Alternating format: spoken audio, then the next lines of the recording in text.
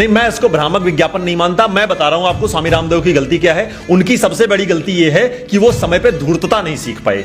ये देश जो है ना, इस देश के लोग जो हैं, वो जो धूर्त, जितना बड़ा धूर्त होता जाएगा वो उतना ही उसको स्वीकार करेंगे। अभी आप मार्केट जाते हैं, फ्रेश टोमेटो केचप लेके आते हैं, उसके ऊपर लिखा हुआ है फ्रेश टोमेटो केचप। तो प्रथम दृष्टया आदमी को क्या लगेगा कि फ्रेश टोमेटो केचप लिख रखा है कंपनी ने, इतनी ईमानदार कंपनी है, मल्टीनेशनल कंपनी है, तो फ्रेश ही टोमेटो होंगे। पर उस पर एक छोटा सा स्टार लगा रखा है उन्होंने, और उसके पीछे उन्होंने क्या लिखा है? उसके पीछे उन्होंने लिखा है कि this is not the nature of the product, this is only trademark name.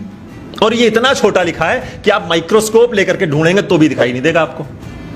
ये बहुत ईमानदार कंपनी है, ये भ्रामक काम नहीं कर रहे हैं। रियल जूस लेके आते हैं आप, रियल जूस से क्या समझ में आ रहा है? रियल शब्द मतलब वास्तविक, सच में।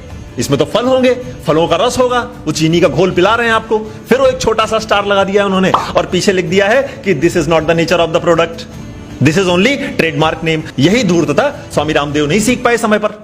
और एक तर्क और चल रहा है बहुत कि स्वामी जी चूंकि दवा बेच रहे हैं, तो दवा जो है वो स्वास्थ्य से संबंधित होता है, लोगों की सेहत से संबंधित होता है, इसलिए जो है कोर्ट उस पर इतना सख्त हो रहा है। कोर्ट किस लिए सख्त हो रहा है उसका कारण हमको भी पता है, आपको भी पता है। मैं यहां कोर्ट के ऊपर कोई टिप्पणी करने नहीं बैठा हूं, लेकिन मैं आपको बता दूं, दुनिया की कोई भी आयुर्वेदिक औषधि हो, आप ले आओ, मुझे कोई बीमारी नहीं है, मुझे खिला दो। अरे भाई साहब, आयुर्वेदिक औषधियों का साइड इफेक्ट क्या होता है आप बताइए? आपने भी बहुत दुनिया देखी है, कितने लोग आयुर्वेद की औषधि खा के मर गए। मैं उदाहरण दे दूंगा कि एलोपैथिक दवाइयां खा के कितने मर रहे हैं। मैं नहीं, बड़ी बड़ी रिसर्चेस भरी पड़ी हैं, मैं तो रिसर्चेस पे बात करूंगा आपसे, भरी पड़ी हैं कि दवाइयों के साइड इफेक्ट्स क्या होते हैं। जो WHO है वो खुद हर साल सैकड़ों दवाइयां बैन कर रहा है। आप डायबिटीज की दवा खा रहे हो, किडनी की बीमारी हो जा रही है, किडनी खा रहे हो तो लीवर फेल हो जा रहा है, लीवर का खा रहे हो तो लंग्स की प्रॉब्लम हो जा रही है, लंग्स की दवा खा रहे हो तो हार्ट अटैक हो जा रहा है, कोलेस्ट्रॉल बढ़ जा रहा है। तो एक सन्यासी निकलता है एक दिन, वो कहता है कि छोड़ दो ये सारी दवाइयां, ये सब फालतू का है, सुबह 4 बजे उठो, योग करो, नहीं रहोगे स्वस्थ तो बताना।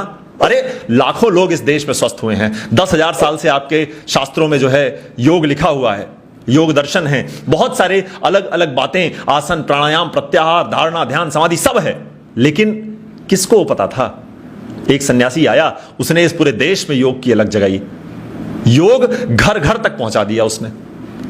बाबा रामदेव को अब कुछ भी करने की जरूरत नहीं है, उन्होंने इतना काम कर दिया है जो एक सामान्य व्यक्ति अपने 100 जन्मों में कर पाएगा। लेकिन वो फिर भी लगे हुए हैं तुम्हारे स्वास्थ्य के लिए, इस देश के कल्याण के लिए। फिर कुछ लोग खड़े होकर के कहते हैं कि बाबा ने व्यापार क्यों कर लिया, उद्योग क्यों कर लिया? तो बाबा कुछ ना करे तो तुम कहोगे कि ये आ जाते हैं भीख मांगने, बाबा कुछ करने लग जाए तो ये व्यापार क्यों कर रहा है? तो भाई करे क्या एक इंसान?